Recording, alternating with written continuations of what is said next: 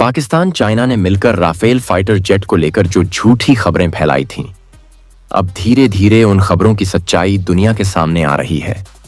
कुछ भारत के लोग जो ऑपरेशन सिंदूर पर सवाल खड़े कर रहे थे और वो पाकिस्तानी जो कमेंट में 6-0 लिख रहे थे, उन सब के मुंह पर करारा थप्पड़ है फ्रांस की ये रिपोर्ट। इस रिपोर्ट में और क्या क्या सामने आया है, विस्तार में जानते हैं इस वीडियो में। ऑपरेशन सिंदूर के दौरान वैसे तो पाकिस्तान को ऐसा जवाब मिला था कि वो आज भी भारतीय वायुसेना के बुरे ख्वाब देखता होगा। हालांकि उसने झूठे प्रोपेगेंडा से अपने को इस जंग का विजेता भी घोषित कर दिया था, लेकिन पूरी दुनिया जानती है कि उसका हश्र क्या हुआ था।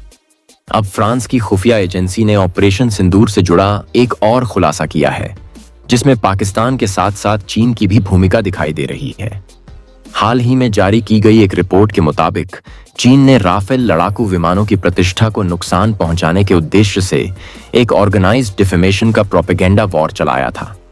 रिपोर्ट कहती है कि यह अभियान भारत पाकिस्तान के सैन्य टकराव और ऑपरेशन सिंदूर के बाद तेज हुआ, जब भारतीय वायुसेना ने पाकिस्तान में आतंकी ठिकानों पर स्कैल्प मिसाइलों से सटीक हमले किए, तो चीन ने पूरी दुनिया में ये नैरेटिव सेट करना शुरू कर दिया कि फ्रेंच फाइटर जेट राफेल को पाकिस्तान ने मार गिराया है, वो भी चीनी हथियारों की मदद से। फ्रांसीसी खुफिया एजेंसी की रिपोर्ट के मुताबिक चीन ने अपने दूतावासों, सोशल मीडिया नेटवर्क्स और प्रॉक्सी अकाउंट्स के माध्यम से झूठी खबरें फैलाईं। इन फर्जी रिपोर्टों में यह दावा किया गया कि ऑपरेशन सिंदूर के दौरान भारतीय वायुसेना के राफेल विमान नष्ट हो गए। इस अभियान का उद्देश्य डसॉल्ट एविएशन द्वारा बनाए गए राफेल विमानों की विश्वसनीयता पर सवाल खड़ा करना और चीन निर्मित J-10 लड़ाकू विमानों को वैश्विक बाजार में बढ़ावा देना था। इसका असर ये हुआ कि अब इंडोनेशिया जैसे संभावित ग्राहक देश अब राफेल की खरीद पर पुनर्विचार कर रहे हैं। हालांकि चीन ने फ्रेंच रिपोर्ट्स के इन आरोपों को पूरी तरह से खारिज कर दिया है। बीजिंग ने इसे आधारहीन और राजनीतिक रूप से प्रेरित बताया। वहीं भारत ने भी इन आरोपों पर तीखी प्रतिक्रिया दी है।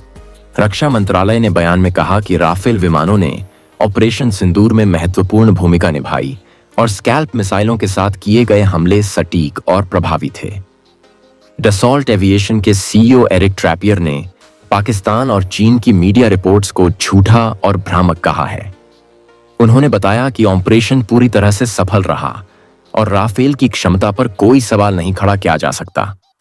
इस पूरे केस ने यह बता दिया है कि भारत फ्रांस का रक्षा सहयोग मजबूत है, लेकिन यह भी चिंता का विषय है कि वैश्विक हथियार बाजार में अब केवल तकनीक नहीं, बल्कि प्रोपेगेंडा और इंफॉर्मेशन वॉर भी अपनी निर्णायक भूमिका निभा रहे हैं।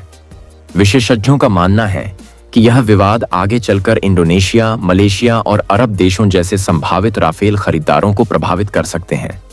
कम से कम वे अपने फैसले पर फिर से विचार करने को मजबूर हो जाएंगे। वीडियो देखने के लिए आप सभी का धन्यवाद।